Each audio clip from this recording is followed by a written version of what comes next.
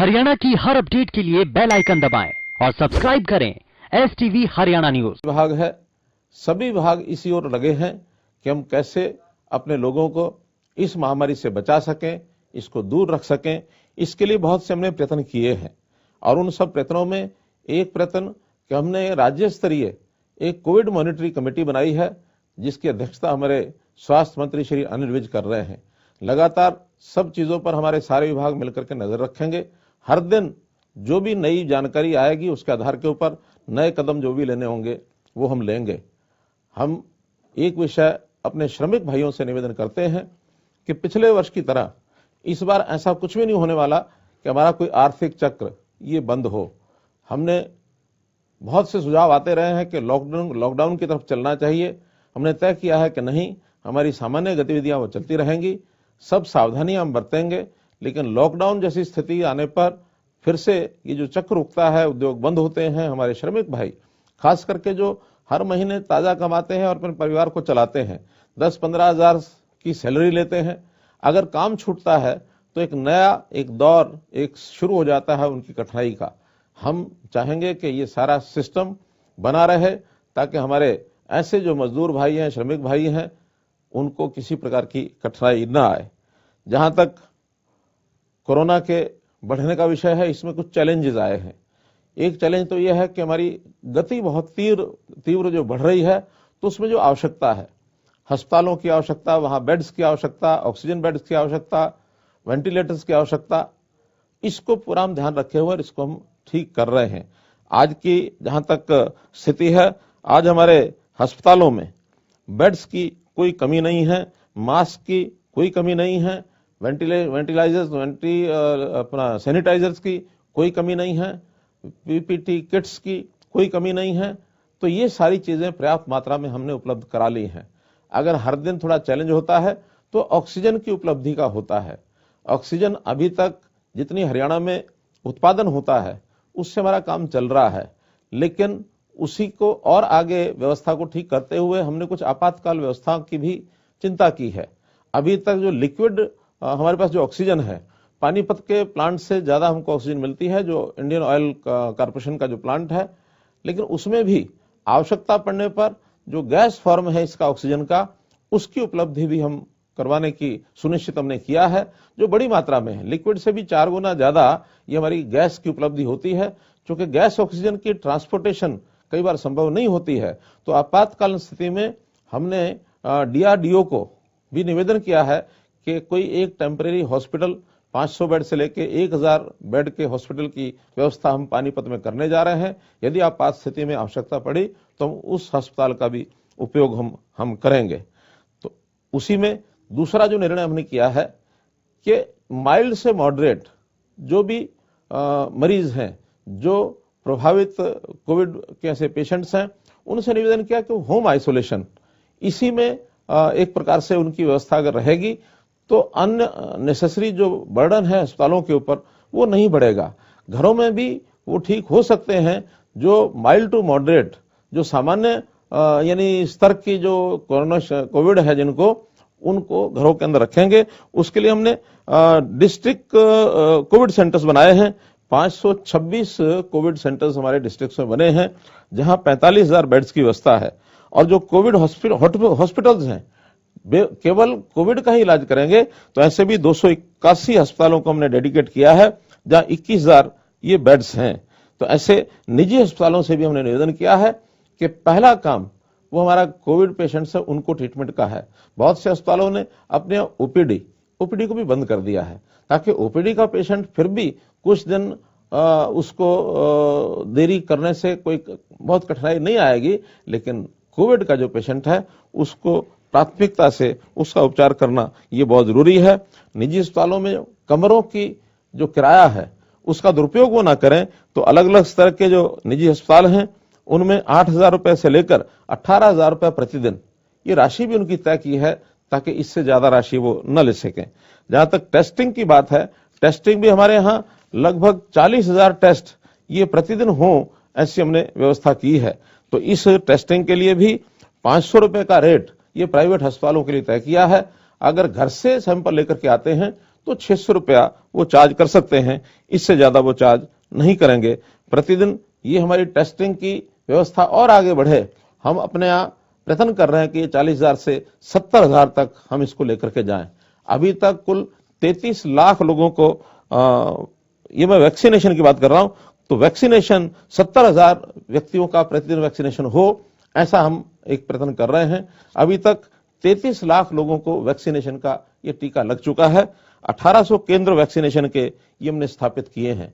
अभी 20 अप्रैल यानी आज से अगले 4-5 दिन तक एक मेगा जो अभियान है, महाअभियान है, वो इस वैक्सीनेशन के जो टीके हैं उनका लगाया जाएगा।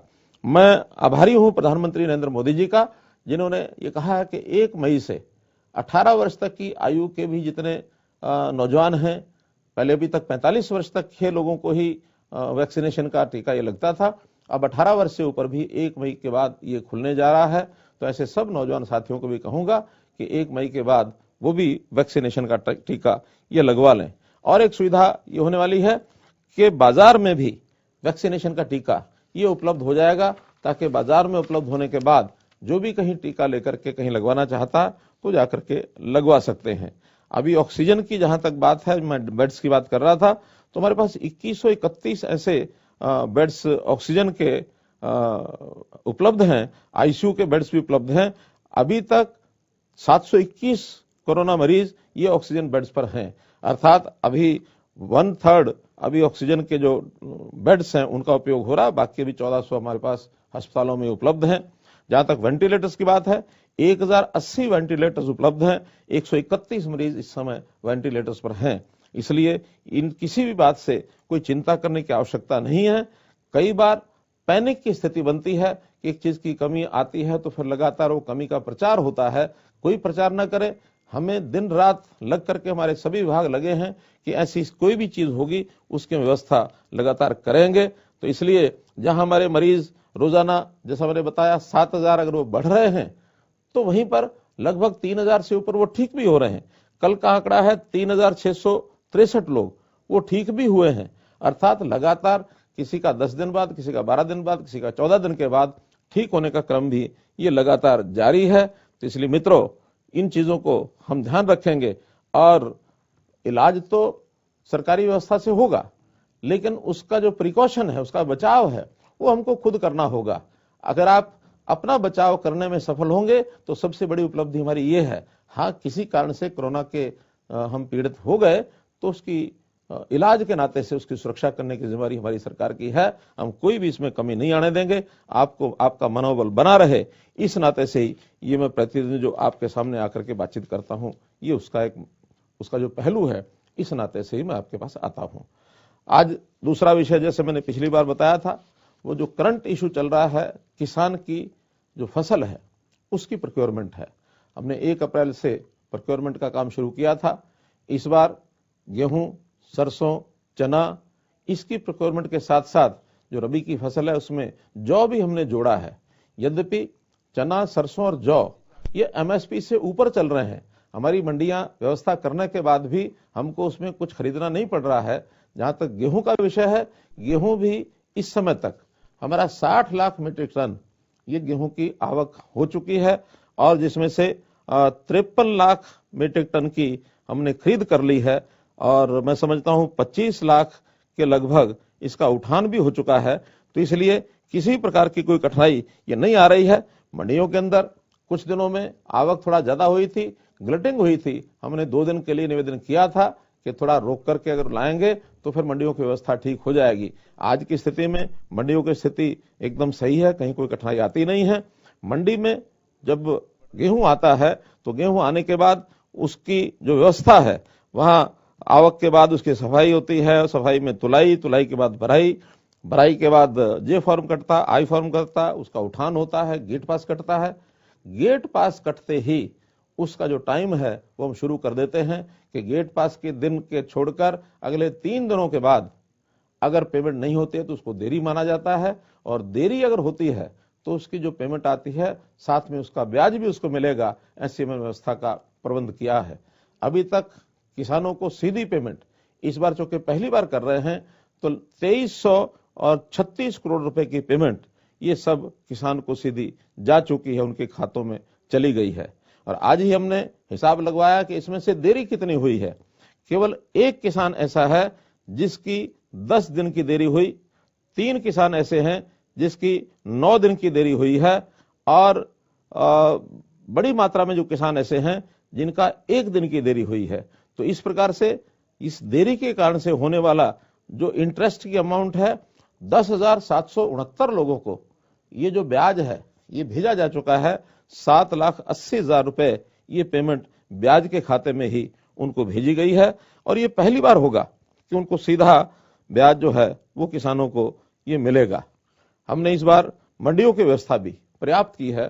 396 मंडियां जो हमारी रेगुलर मंडियां हैं वो प्रोक्योरमेंट जैसे पहले काम करती थी इस बार कर रही हैं। साथ में 77 खरीद केंद्र ये भी बनाए गए हैं, क्योंकि जहां कहीं ग्लटिंग हुई, भीड़ ज्यादा हुई, तो वहां पर पास के जो खरीद केंद्र हैं उसमें वही सारी व्यवस्थाएं करके और ये सब हमने किया है। मित्रों, इस बार जो देखा है हमने कि जो हमारी पहले की व्यवस्था है, मेरी फसल मेरा ब्यौरा, लगातार हर साल उसमें सुधार होते जा रहे हैं। 3 वर्ष से मेरी फसल मेरा ब्यौरा इस स्कीम के अंतर्गत हम किसानों को कहते हैं कि हर वर्ष अपनी बोई हुई फसल उसका पंजीकरण कराएं। पंजीकरण कराने के कई हेतु हैं। कुल मिलाकर हरियाणा की पूरी भूमि उसकी हमें जानकारी मिलती है कि कितनी पर बिजाई हुई है, कितनी खाली रही है, खाली किन कारणों से रही है, और जो बिजाई हुई है, बिजाई के बाद उस फसल का उसकी बिक्री ठीक हो जाए, किसी की बिक्री में कठिनाई ना आए, उसमें हम योजना ठीक से बना सकते हैं, ताकि अगली बार बिजाई में किसी चीज को कम कराना है, ज्यादा कराना है, आखिर तो प्लानिंग के आधार पर बिजाई होगी, किसान का ज्यादा लाभ होगा। कभी कभी उद्देश्य दूसरे भी रहते हैं, जैसा पानी बचाने का उद्देश्य है।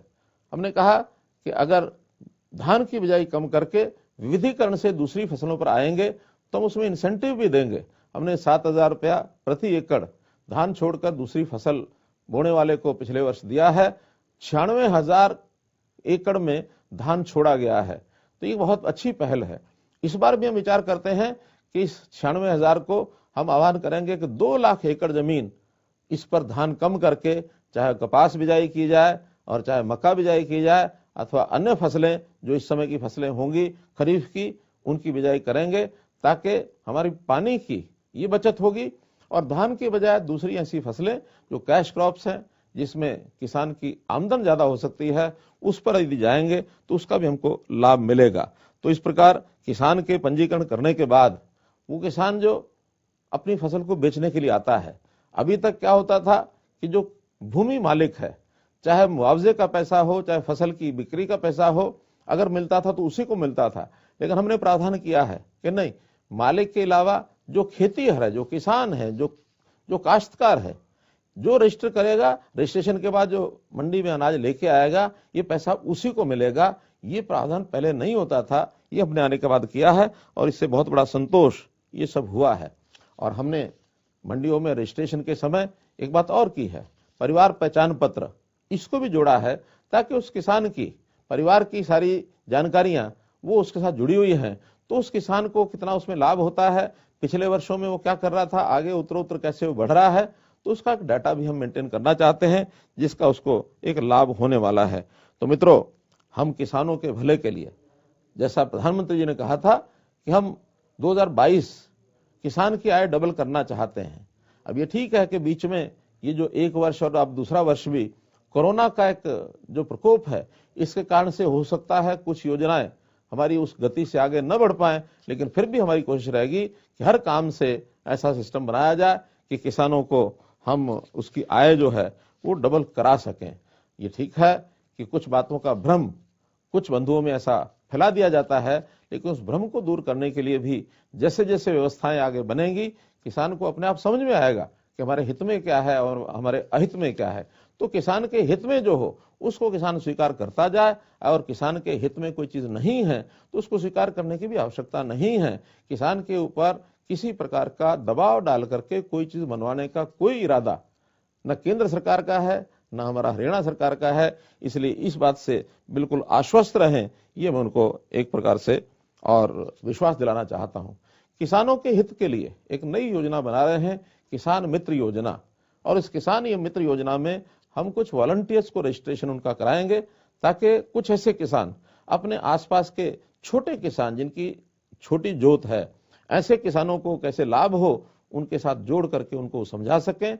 तो ऐसे किसान मित्र योजना बहुत जल्दी शुरू होगी। उससे पहले कुछ किसानों को वॉलंटियर इस नाते से हम कहेंगे वो पंजीकरण कराएंगे, ताकि अपने आसपास के किसानों का वो भला करने के लिए उनका जो आर्थिक मैनेजमेंट है वो कैसे कर सकते हैं, कौन सी फसल की बुआई करनी है, किसमें ज्यादा लाभ होता है, या समय समय पर आकस्मिक किसी भी परामर्श की आवश्यकता होती है तो वो सब लोग उसमें दे सकें।